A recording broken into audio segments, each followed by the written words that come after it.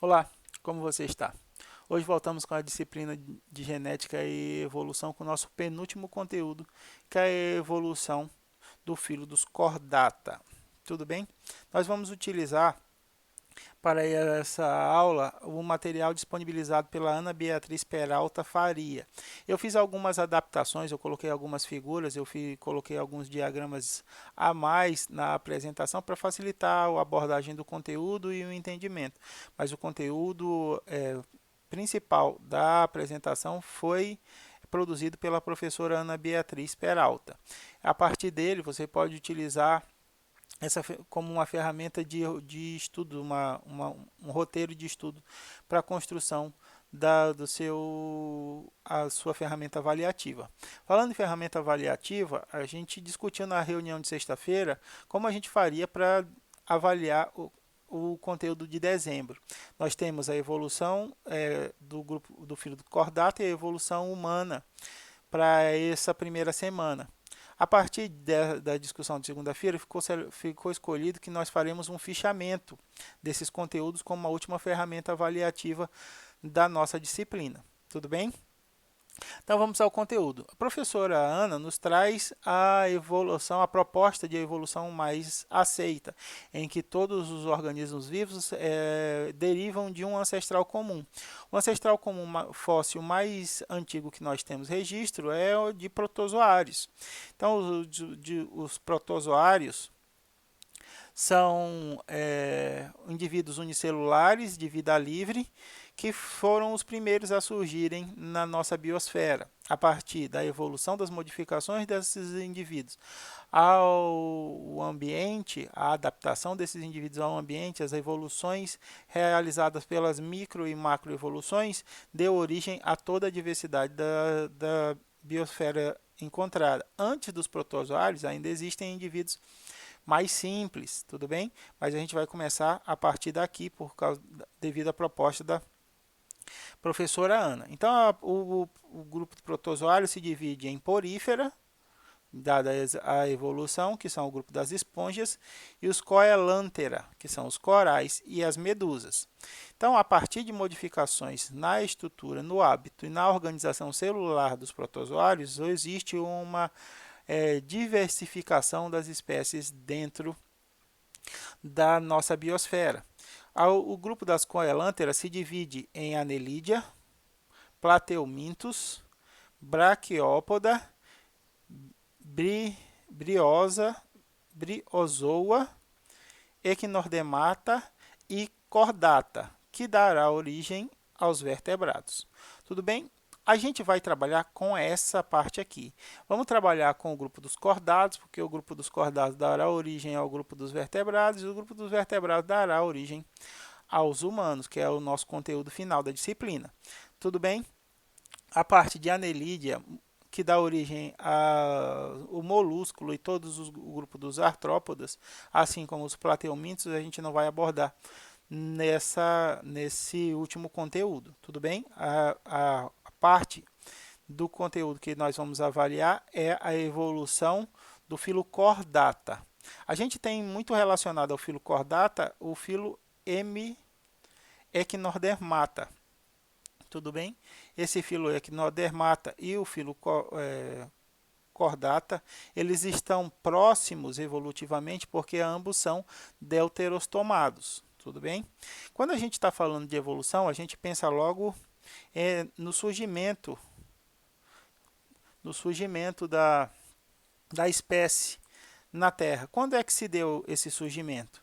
Segundo algumas expectativas, o surgimento do filo Chordata inicia-se no Cambriano inferior, aproximadamente 600 milhões de anos. A partir disso, muitas evoluções e adaptações, a aquisição de características se deu para que hoje alcancemos o Homo sapiens sapiens. E essa será a nossa aventura, entender como estruturas simples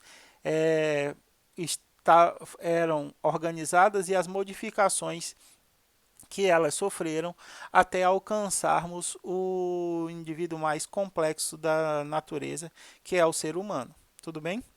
Então, para a gente começar, vamos dentro daquela grande árvore apresentada pela professora Ana, nós vamos nos focar no ramo do deuterostomados. Ruth, eu não lembro mais o que são os deuterostomados. Não precisa se preocupar, eu estou aqui para lhe ajudar. Lá na embriologia, você viu que a formação do zigoto forma a mórula por divisão forma a blástula por divisão forma a glástula. A glástula sofre dobramentos e gera um orifício de contato com o ambiente exterior. Esse orifício de contato é chamado de blastóporo, tudo bem? O blastóporo, essa unidade de contato com o meio exterior, ele pode dar origem ao ânus ou à boca de alguns grupos animais. Quando o blastóporo dá origem ao ânus, esses animais estão dentro do grupo dos deuterostomados. E quando esse blastóporo dá origem à boca, esses animais estão dentro do grupo dos prostostomados. Tudo bem? Aqui nós temos o grupo da equinodermata, que também é um protostomado, tudo bem? Assim como os vertebrados. A gente especificamente vai trabalhar com o ramo dos vertebrados, do filo Chordata, que dará origem ao subfilo Vertebrata, que dará origem, entre as suas diversas classes, ao Homo sapiens. Então, como é que Homo sapiens é uma espécie, né? Como isso se dá? De acordo com a história proposta, aconteceu o seguinte: existiu um indivíduo ancestral, primitivo, séssil, né, não móvel, que se alimentava a partir de filtração com aparelhos com esses braços externos.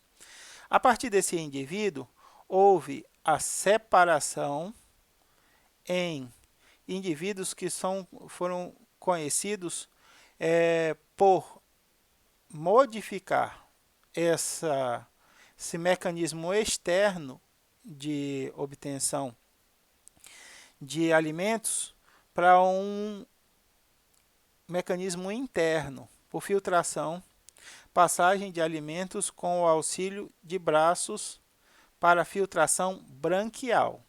Então, a partir daqui, a filtração já é interna.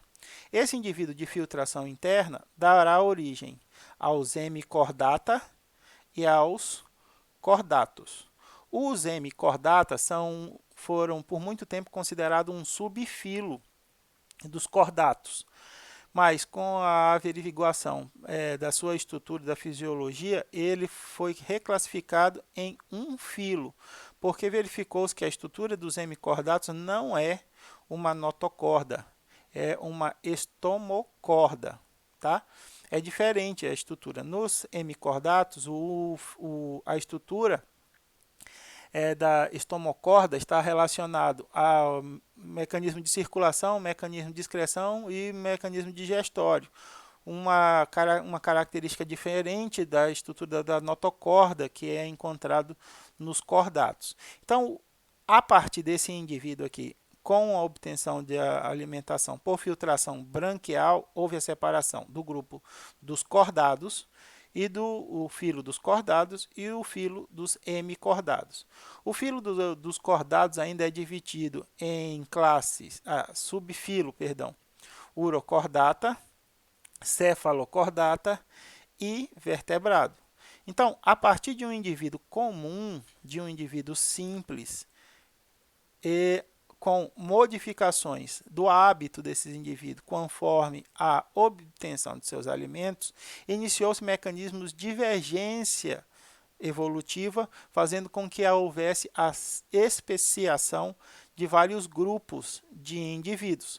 Um desses grupos dará origem ao subfilo vertebrata, que é o que nós vamos avaliar.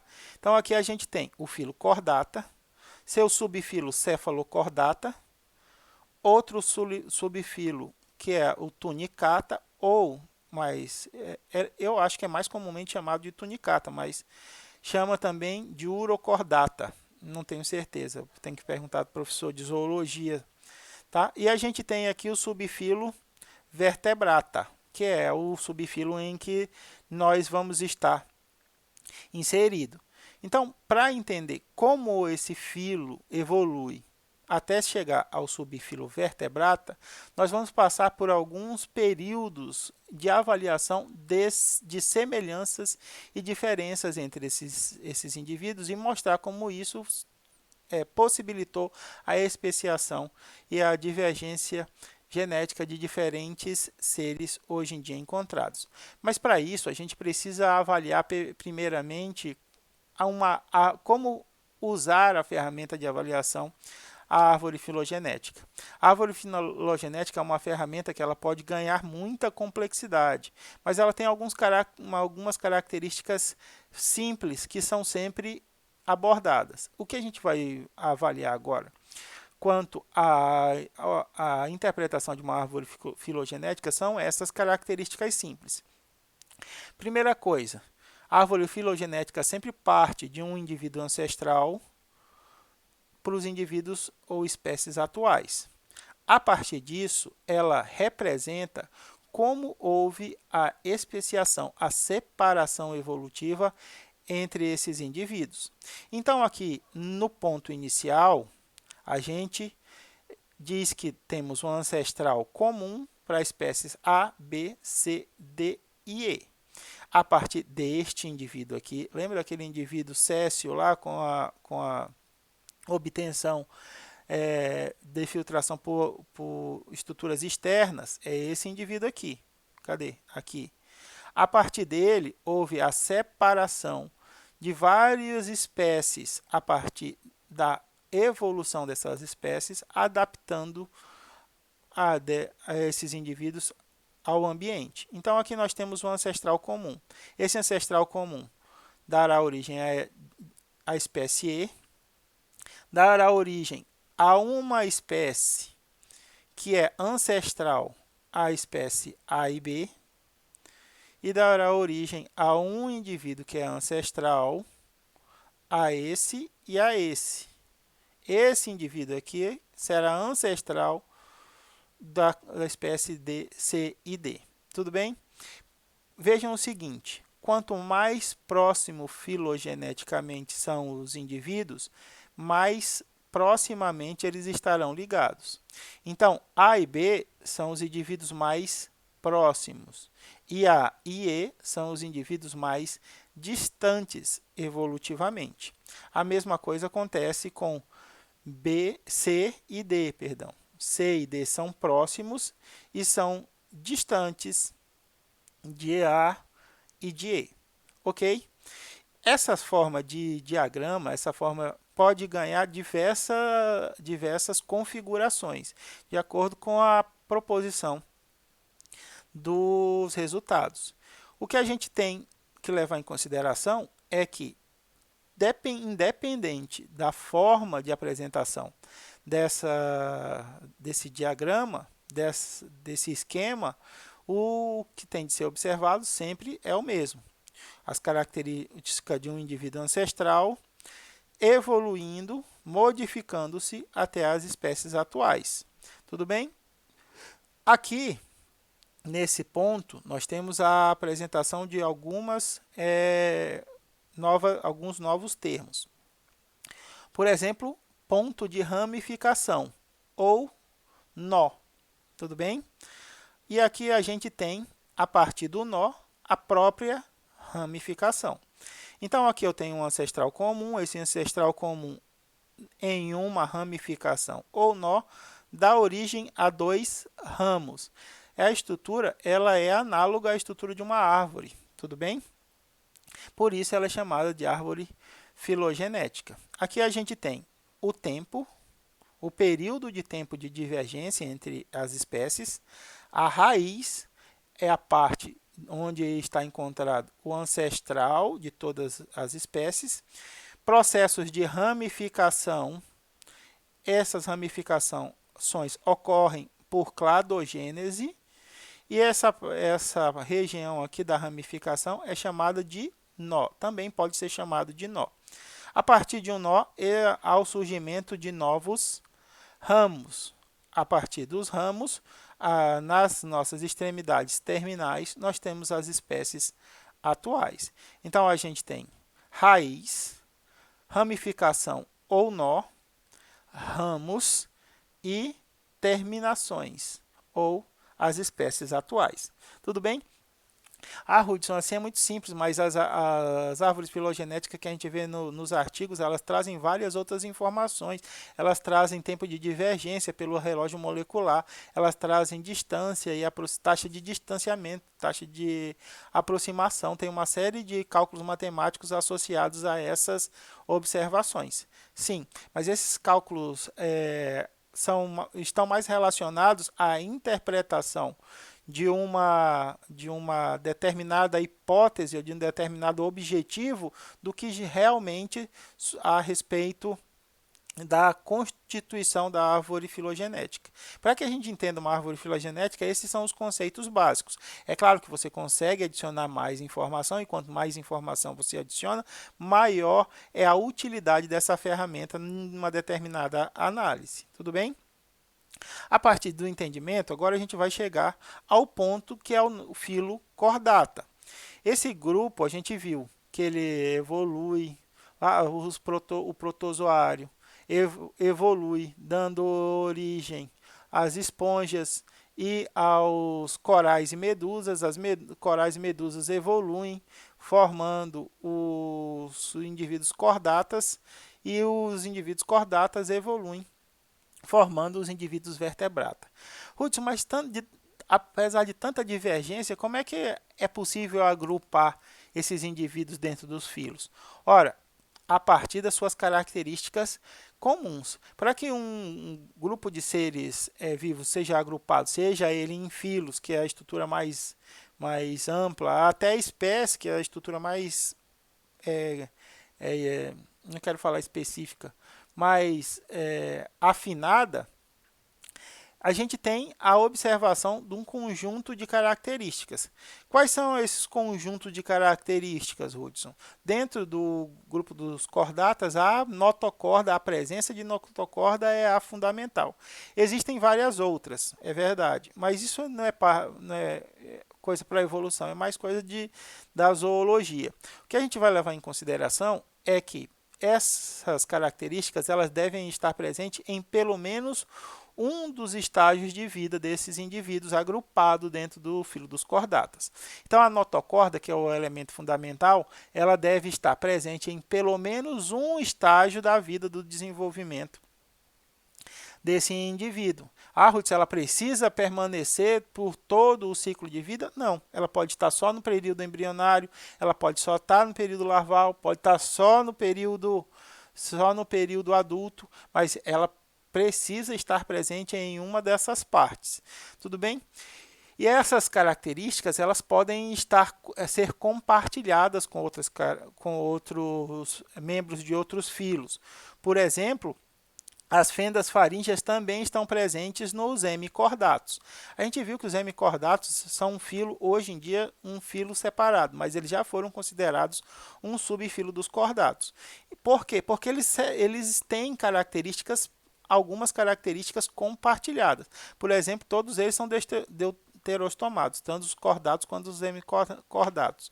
A gente viu agora que eles também têm fendas faríngeas, também outras características comuns. Mas os hemicordatos têm uma série de outras características. Por exemplo, não tem notocorda. Se não tem notocorda, ele não pode ser considerado um cordato. Tudo bem? E essa classificação ela é dinâmica. A partir dessas novas análises, novos estudos, essa forma de classificação ela vai se modificando com o tempo. Então, aqui a gente tem um outro diagrama mostrando o surgimento desse grupo cordato e hemicordato. A gente parte sempre de um indivíduo mais simples. O indivíduo mais simples aqui selecionado foi a esponja. A esponja alimenta-se por filtração e tem apenas uma camada de tecido, que é a ectoderma. A partir do desenvolvimento das esponjas, houve um ponto de evolução onde houve o surgimento de novas camadas de tecido e de sistema nervoso rudimentar, né? Os professores de zoologia veem isso daqui, falar que já tem sistema nervoso, eles vão brigar comigo, mas é um sistema nervoso rudimentar.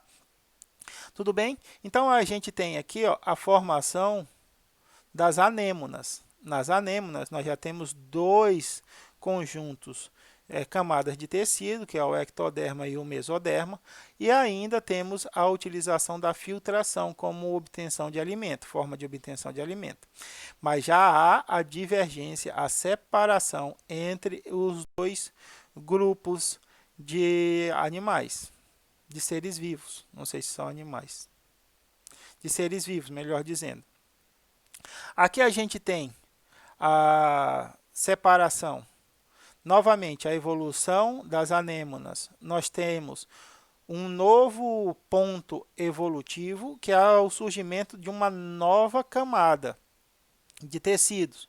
Aqui sim, a formação de órgãos, sistema bilateral e adultos capazes de se movimentar, tanto enquanto que esses dois indivíduos eram de vida fixa, aqui nós já temos, na fase adulta, aqui nós temos adultos capazes de se movimentar. Tá? Então, aqui a gente tem ectoderma, mesoderma e endoderma, a estrutura bilateral, e a partir desse indivíduo, a gente tem a formação do celoma, né? A cavidade do corpo no interior do mesoderma.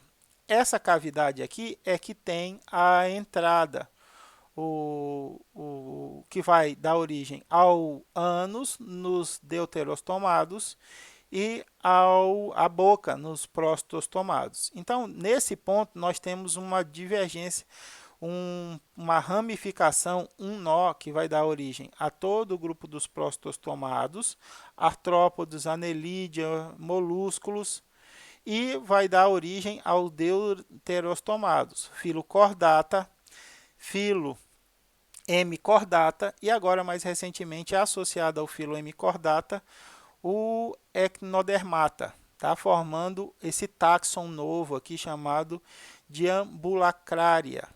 A ambulacrária a gente vai discutir mais como eles foram agrupados, por que eles foram agrupados nesse novo táxon. Mas ó, aqui no chordata, aqui é o ponto de ramificação do chordata.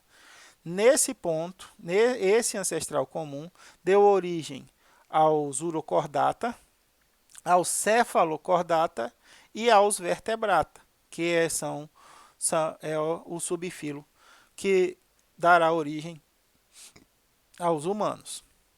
Tudo bem? Então, a gente tem vários pontos de evolução que permitiram a diversificação das espécies. A diversificação dessas espécies traz a especiação, a separação desses indivíduos em espécies diferentes, e isso faz com que esses indivíduos sejam agrupados em estruturas ainda maiores, como os filos.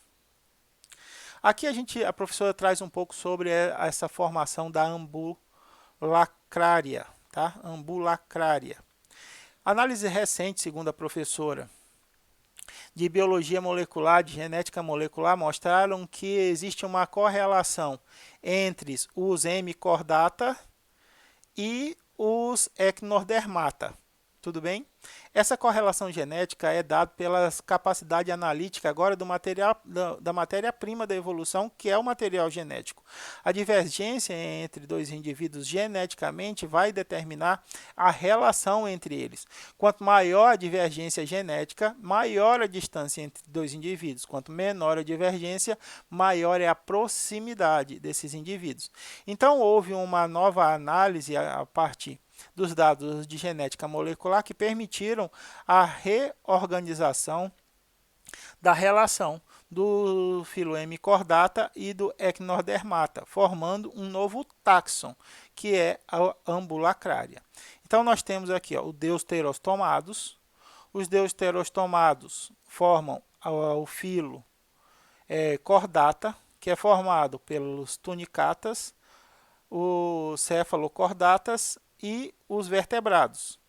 E aqui a gente tem a ambulacrária, que é formado pelos equinodermatas, os hemicordatas, e agora a gente tem a adição dessa Xenoburbella bock, que é um verme marinho descrito em 1949, que está associado a essa separação em um ponto, uma ramificação, em um nó anterior à separação dos equinodermatas, dos hemicordatas.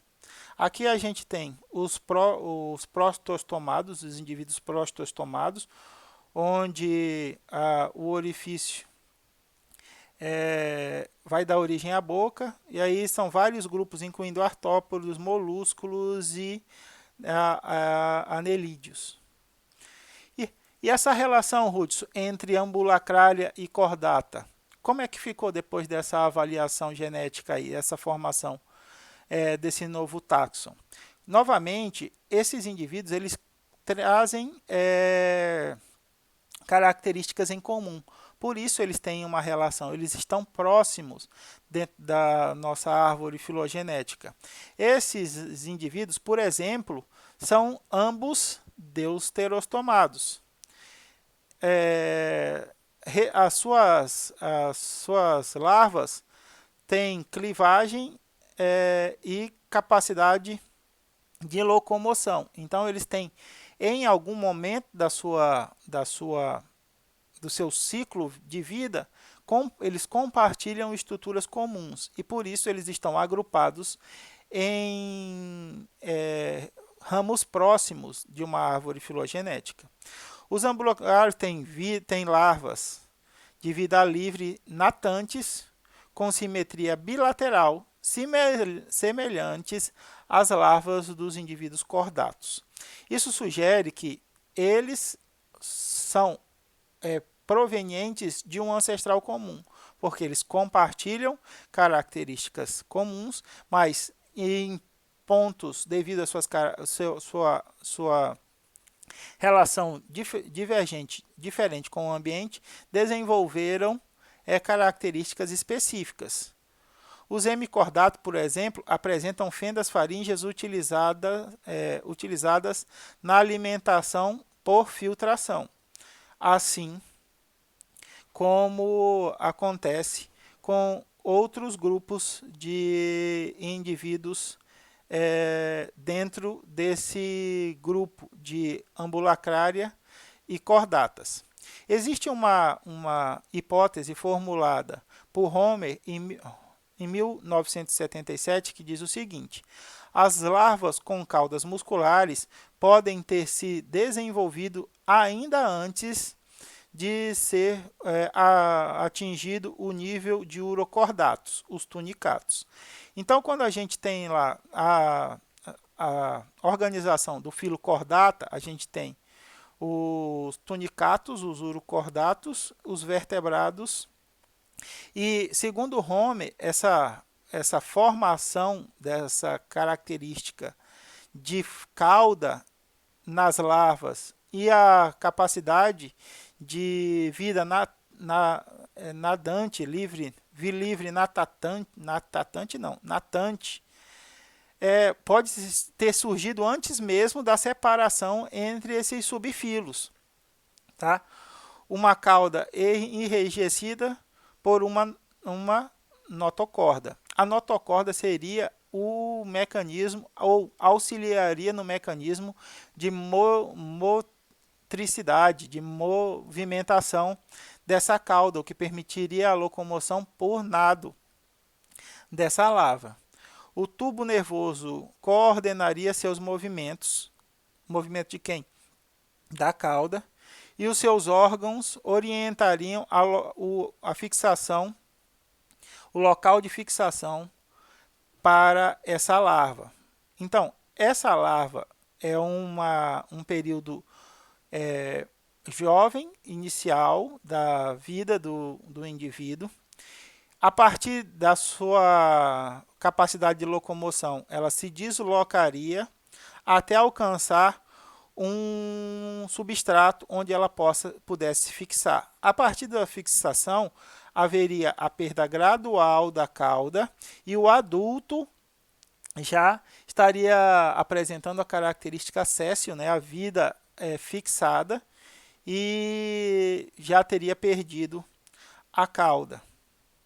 Então aqui a gente tem, ó, a relação atual dos cordatos. Então a gente tem os tunicatos, os hemicordata e os equinodermata. Então aqui os equinodermata são o grupo mais primitivo, né, com as características menos desenvolvidas. Aqui a gente tem o grupo dos tunicatas e a gente tem o hemicordata aqui, que é um outro filo associado aos filos dos cordatas, dado a semelhança que esses indivíduos apresentam. Novamente, como eles não apresentam notocorda, eles não são mais considerados um subfilo dos cordatas, eles são um filo independente. Hudson, está muito difícil de entender como é que isso acontece. Eu não estou conseguindo visualizar essa separação, como é que isso passou a ter natação e vida séssil, e por que um é hemicordato e o outro é cordato. Esse esquema aqui, ó, eu acrescentei a aula da professora Ana, porque eu acho que ele é mais ilustrativo. E quando a gente tem a ferramenta visual, fica mais fácil de falar em ferramenta visual, tá, beleza. Fica mais fácil do entendimento, tá? Então vamos lá. A princípio de tudo, nós tínhamos um ancestral comum, todos os indivíduos, ancestral comum. Para nossa análise, nós vamos partir deste ancestral comum aqui, um animal primitivo séssil, quer dizer fixo, que se alimenta por auxílio de braços, uma estrutura externa, tá, a ele. Esse indivíduo passa por modificações, gerando novos indivíduos, até gerar um indivíduo com um aparelho interno, tá?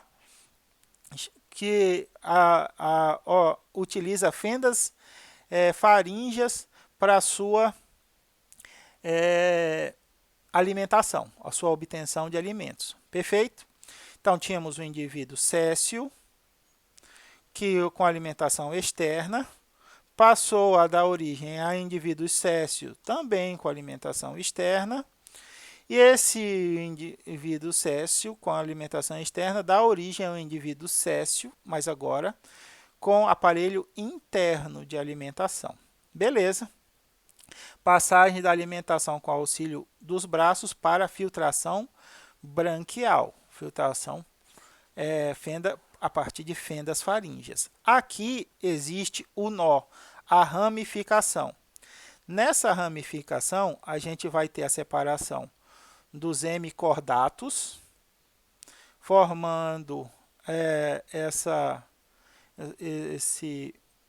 alimentação por esse bombeamento muscular. A gente tem o batimento ciliar para o bombeamento muscular, gerando os hemicordatos e aqui os cordatos, o grupo dos cordatos. Esse indivíduo aqui, ó, já é um indivíduo que obtém o seu alimento não mais por fendas faríngeas. Agora ele obtém seu alimento também por filtração, mas agora por bombeamento muscular. Esse indivíduo aqui, ó, desenvolveu-se na forma do hemicordato, tá? Esse indivíduo aqui não gerou. Eu estou metendo a mão assim porque ele está escurecendo e ele está travando a apresentação lá. Então, eu estou tentando deixar o tempo todo claro, mas tem um limite que ele deixa ficar assim claro. Então, por isso, não se incomodem com eu colocando a mão na câmera.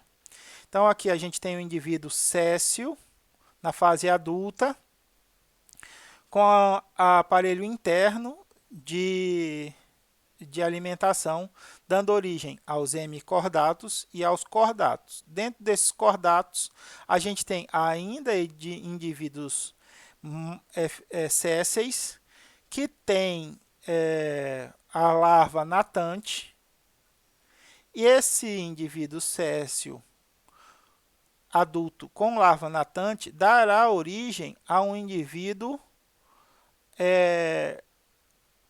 adulto de vida livre, natante. Ah, Ruth, está muito difícil. Novamente, a gente tem um ancestral comum. Qual é a característica do nosso ancestral comum?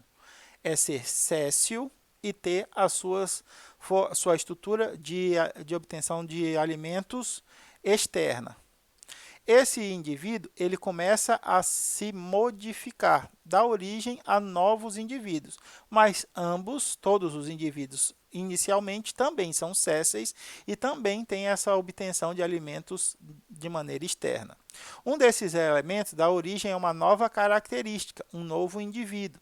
Esse indivíduo ele continua sendo séssil, mas agora o seu sistema é interno de obtenção de alimentos, através de filtração branquial. Perfeito. Esse indivíduo com filtração branquial vai passar por um processo de cladogênese, de produção de duas novas espécies, formando os cordatos e os hemicordatos. Dentro dos cordatos, a gente ainda tem indivíduos com a mesma característica. Veja só, eles são sésseis e com a sua alimentação com sistema interno, com aparelho interno. No entanto, esse indivíduo aqui, ele apresenta uma fase larval livre e móvel. Tudo bem? Essa fase larval livre e móvel dará origem a um novo indivíduo, que agora não tem mais a fase séssil como parte do seu ciclo. A vida dele toda, desde a sua concepção até a sua fase adulta, é livre, imóvel e natante. Tudo bem? Então, a gente passa de ter um indivíduo séssil que se alimenta por batimento ciliar para ter um indivíduo móvel que se alimenta por bombeamento muscular, mas ainda por filtração. Tudo bem? Esse indivíduo inicial aqui dará origem aos anfioxos. Também dará origem aos vertebrados primitivos filtradores.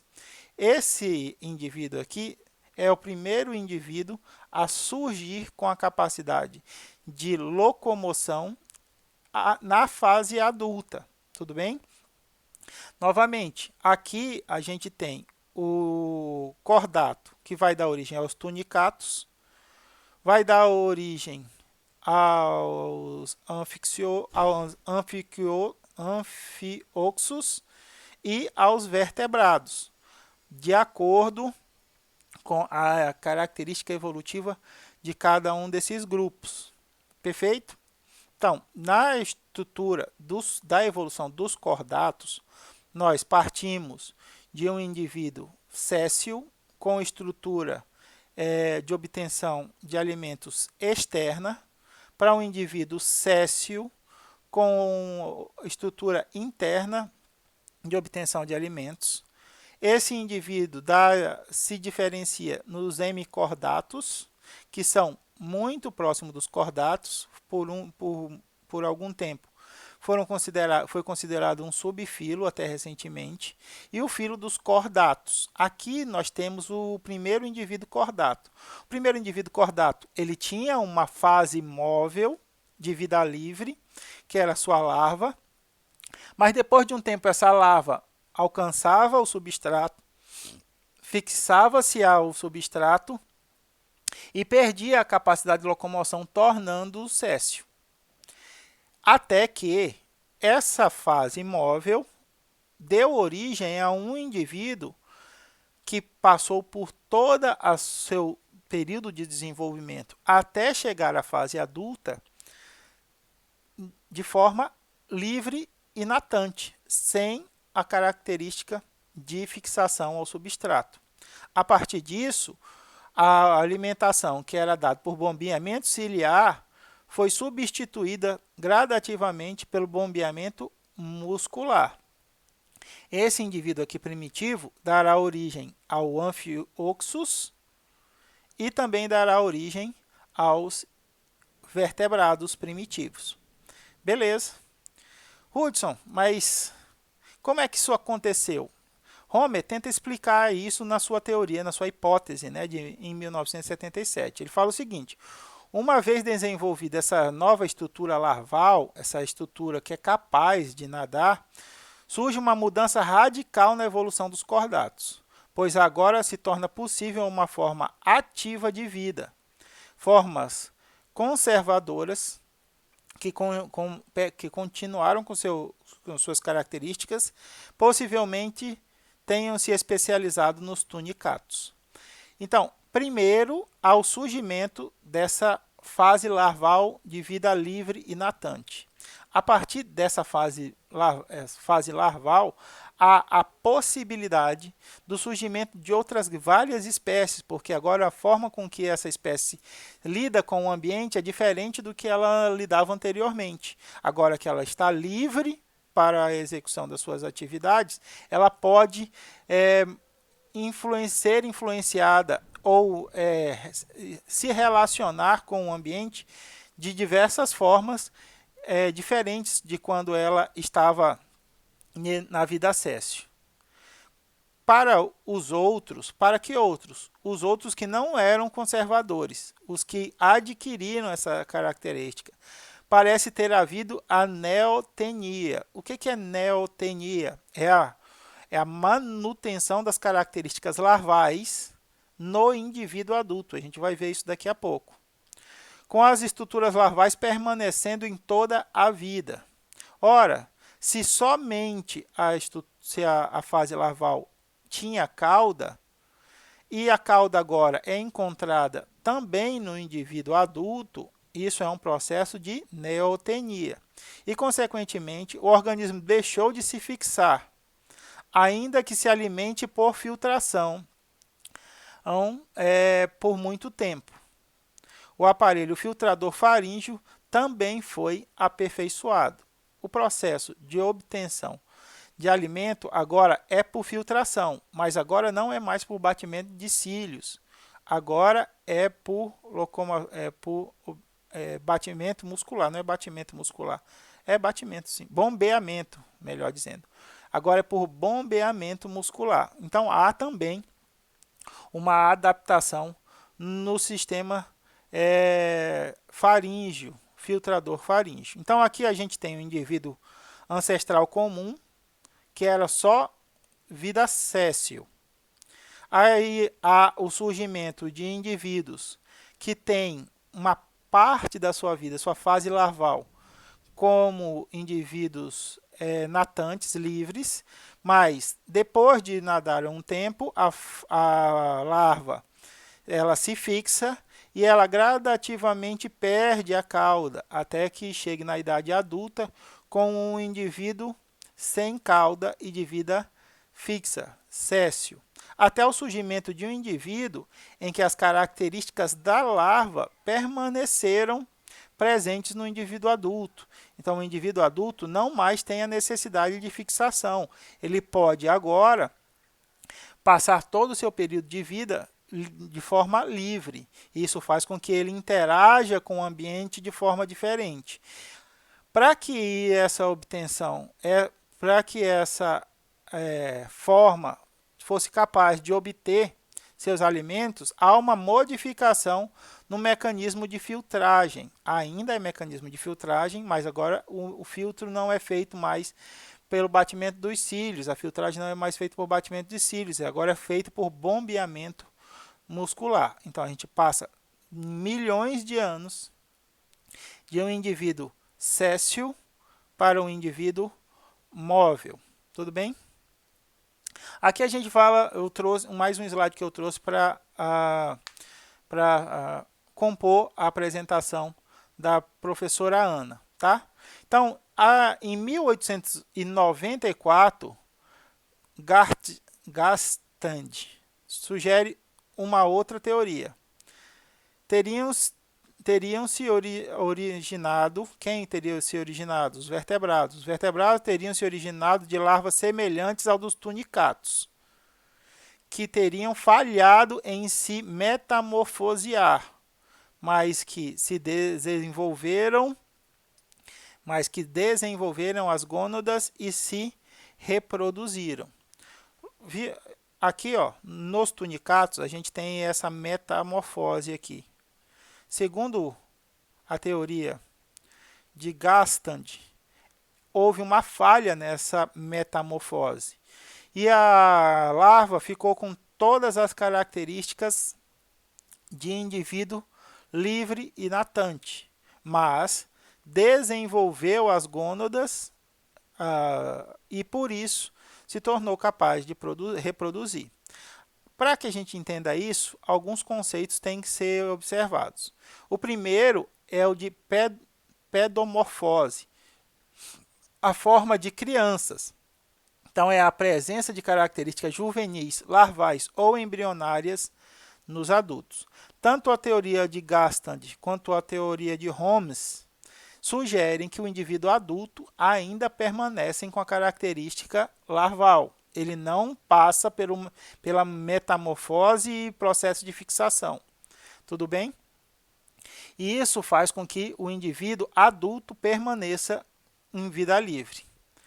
Isso leva a dois outros pontos. A neotenia, que é a retenção de características larvais ou embrionárias no adulto, e a progênese, desenvolvimento de gônadas em um corpo que é mantido na condição larval. Porque se esse indivíduo aqui, pela pedomorfose, esse indivíduo permanecesse com todas as características larvais ou embrionárias, ele não seria capaz de se reproduzir, concordam? Porque as gônadas ainda não estariam desenvolvidas. Então, o que acontece? Associada à pedomorfose, tem a progênese. Progênese se diz o quê? Que, apesar do adulto continuar com as características larvais ou juvenis, ele desenvolve as gônadas e, a partir disso, é capaz de se reproduzir. Então, essas teorias elas são utilizadas para explicar como houve a passagem da vida dos cordatos de uma fase que o adulto era exclusivamente céssio até uma fase que o adulto é exclusivamente natante, passando por uma fase intermediária onde existia uma fase da vida em que a larva era natante e livre, mas se fixava gerando um adulto céssio. Tá? A professora ainda traz as relações entre a ambulacrária e o filo cordata. Os cefalocordatos, que são um subfilo dos cordatos, representam um estágio mais derivado, no qual a alimentação por filtração persiste, mas a condição de adulto céssio foi perdida. Então, já nos céfalos cordatos, a gente não tem mais adultos com vidas césseis. O desenvolvimento dessas novas potencialidades locomotoras parece ter acelerado a evolução, abrindo as portas para a história evolutiva dos vertebrados. Ora, a gente viu que tudo na história natural de uma espécie vai estar relacionado como ela interage com seu ambiente. Se eu era um indivíduo imóvel, céssio, fixo, e agora eu passo a ser um indivíduo móvel, natante, a relação que eu tenho com o meu ambiente é completamente diferente. E se essa minha relação é completamente diferente, novas características vão se apresentar, algumas características vão ser vantajosas, outras vão ser neutras, outras vão ser negativas.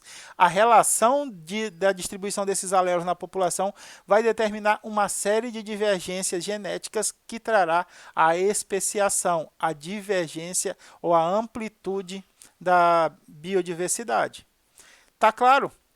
Não. Deixa eu trazer para um exemplo mais simples. Você aí que é casado, eu sou casado, sou casado há mais tempo que eu consigo contar. Então, eu já tenho uma série de hábitos que eu gosto de ter. Por exemplo, eu gosto de chamar meus amigos para vir para minha casa, junto com agora não, no tempo da pandemia não, né? Mas quando podia, uma dos nossos divertimentos é chamar nossos amigos para casa para fazer uma comida, tomar um vinho, fazer uns drinks, confraternizar dentro de casa. O indivíduo que é solteiro, qual é a ideia de diversão dele? A ideia de diversão da maioria dos indivíduos solteiros é balada, é estar na rua. Ficar dentro de casa parece ser um enfado, um transtorno. Enquanto para nós casados, essa relação de ir para a rua é que é um enfado. Só de pensar, eita, vou ter que sair de casa, vou ter que enfrentar as filas, vou ter que não sei o que, melhor fazer isso em casa, no conforto da minha casa, na segurança da minha casa, chamo os meus amigos mais queridos para dentro da minha casa, não tenho que lidar com inconveniência de desconhecidos, uma série de hábitos que são distintos de acordo com a relação que a gente tem com o nosso ambiente. Agora, quando o indivíduo que era casado passa a ficar solteiro, ele não mantém os mesmos hábitos, ou mantém? Vocês aí, conhecem um indivíduo que era casado, caseiro, gostava de ficar em casa, ficou solteiro e continuou com os mesmos hábitos? Não, porque a maioria dos indivíduos eles voltam a ter esse ambiente, esse hábito de sair, de conhecer pessoas novas, de se relacionar com pessoas diferentes, até voltar a se casar ou se relacionar e voltar para o estado anterior de gostar de estar em casa. A mesma coisa é essa relação do indivíduo céssio e o indivíduo natante. Quando o indivíduo era céssio, ele tinha uma forma diferente de reprodução, uma forma diferente de obtenção de alimentos, uma forma diferente de fisiologia e anatomia. Quando ele passa a ser natante durante todo o seu período de vida, essas relações todas se modificam. Modificando as relações, surge a oportunidade de aparecer novas características.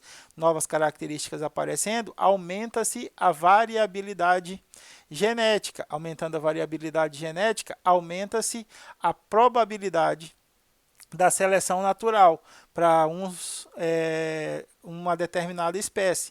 Isso faz com que, ao final dos processos contínuos de micro e macroevolução, nós tenhamos um aumento na biodiversidade dos cordatos. Perfeito? Quanto à parte de evolução, a locomoção foi a principal novidade evolutiva. Porque o sistema de obtenção de alimentos agora é bom, não é mais batimento ciliar, é bombeamento muscular, mas ainda continua sendo filtração. Tá?